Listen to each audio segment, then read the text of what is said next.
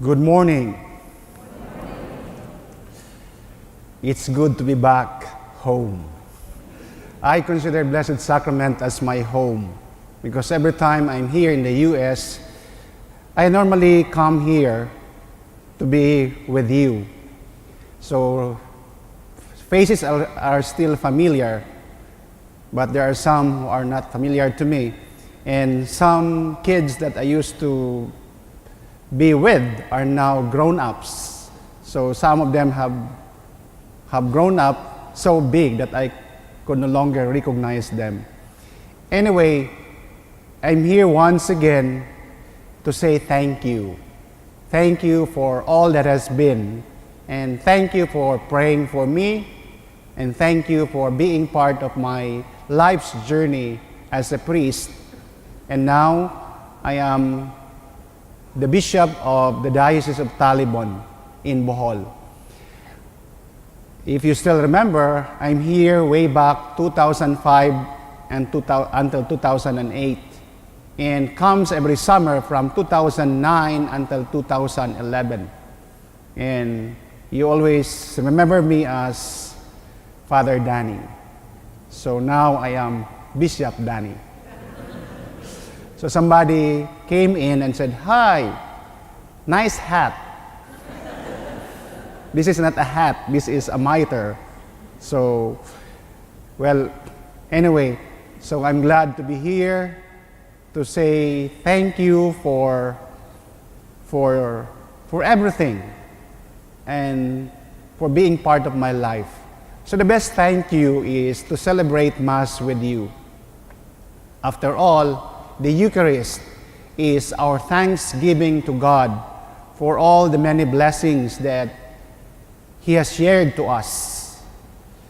Let us all remember that the Mass is our way of saying thank you to the Lord for all the blessings that we have received all throughout the week and all the days of our life.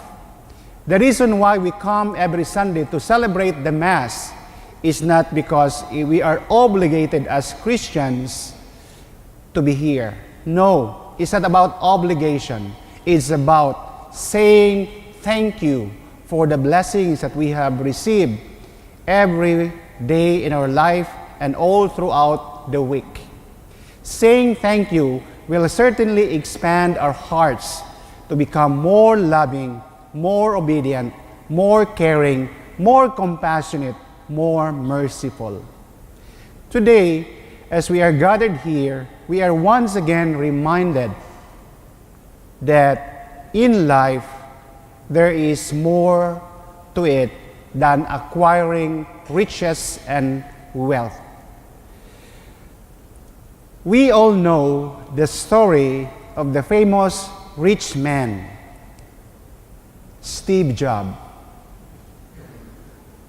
Well, we all contributed to his riches, right? Those who are having Apple, iPads, cell phones, MacBook, etc., we all contributed to his riches. And I would like to read the last words of Steve Jobs. Reminder for all of us, beloved friends and colleagues. I reached the pinnacle of success in the business world. In others' eyes, my life is an epitome of success. However, aside from the work, I have little joy in the end.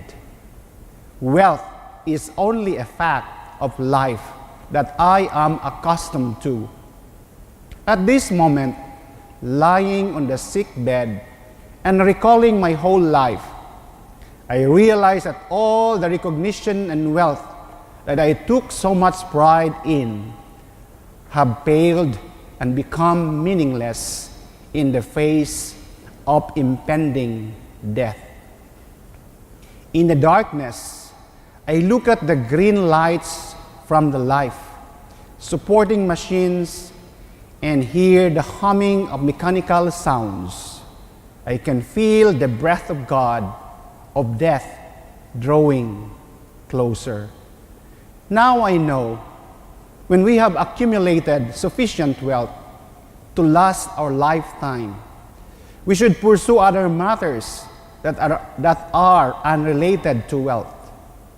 Should be something that is more important, perhaps relationships, perhaps art, perhaps a dream from younger days. Non-stop pursuing of wealth will only turn a person into a twisted being just like me. God gave us senses to let us feel that love in everyone's heart, not the illusions brought about by wealth. The wealth I have won in my life, I cannot bring with me. What I can bring is only the memories precipitated by love. That's the true riches which will follow you, accompany you, giving you strength and light to go on. Love can travel 1,000 miles. Life has no limit. Go where you want to go. Reach the height you want to reach. It is all in your heart and in your hands. What is the most expensive bed in the world? Sick bed. You can employ someone to drive the car for you, make money for you, but you cannot have someone to bear the sickness for you. Material things lost can be found, but there is one thing that can never be found when it is lost: life. When a person goes into the operating room, he will realize that there is one book that he has yet to finish reading. Book of healthy life. Whichever stage in life we are right now, with time, we will face the day when the curtain comes down. Treasure love for your family, love for your spouses, love for your friends. Treat yourself well. Value others.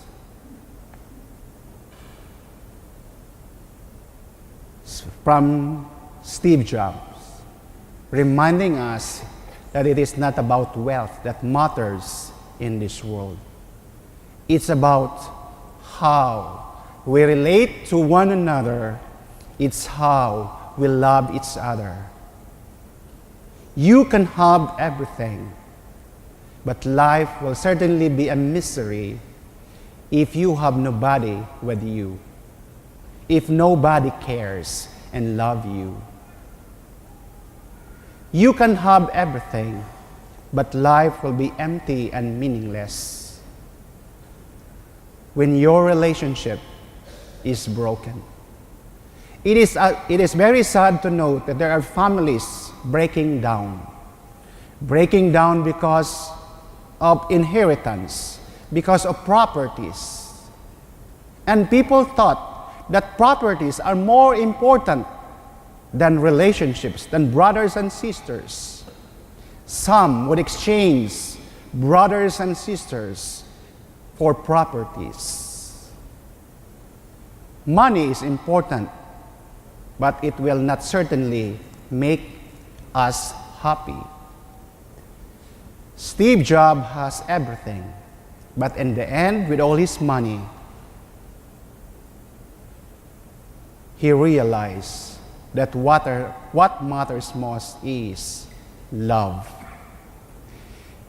If we live only for having things, we have nothing left to live for. And that is what Jesus calls foolishness.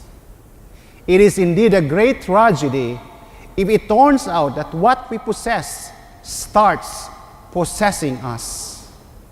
We become slaves or prisoners of our own possessions, and they displace God as the center of our lives. That is what is happening in the world today. We thought that money is our God. We set aside God and took extra effort to earn our millions to the point of forgetting God. My bishop used to say, well, we need to be able to see material wealth for what it is. A creature that is good when it is made into a servant, but a tyrant when made into our God. Money is our servant, but sad to say, we become servants of money. We allow money to control our lives. We make it as our God. That's why there are so many unhappy people today, because God is lost in their lives. Money, wealth, the pursuit of millions is the center of their lives. According to J.K. Chesterton, there are two ways to get enough. One is to accumulate more and more, and the other is to desire less and less.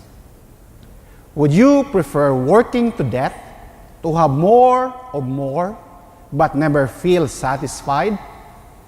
Or would you rather desire less, learn to be contented, be happy with what you already have? Someone said, life is tragic for the person who has plenty to live on, but nothing to live for.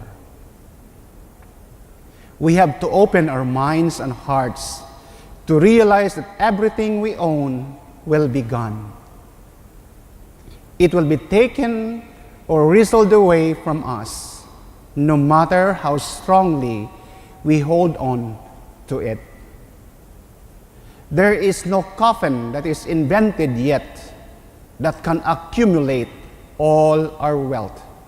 Only our bodies can fit into that coffin. The rest must stay. Jesus says, one's life does not consist of possessions. It would be good for us to hear these words loud and clear. In the midst of a consumeristic society like ours, the only true riches are those we hold in our heart. We are richest of all people when we recognize God's love, His protection and promise of life everlasting.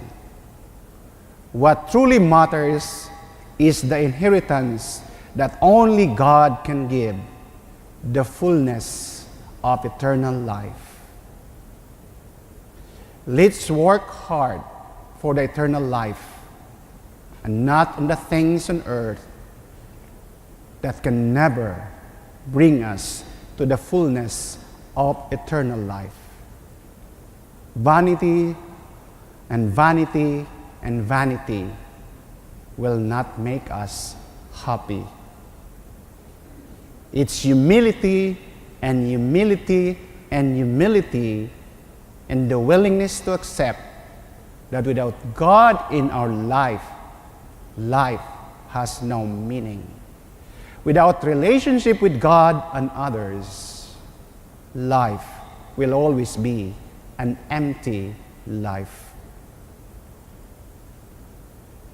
God remind us today in the gospel, in the readings, that what we work for so hard will not make us happy individuals. What will make us happy is when we remind ourselves that we are made to love, to care, to show mercy and compassion. In this Eucharistic celebration, we thank the Lord for all the blessings that we have in our life.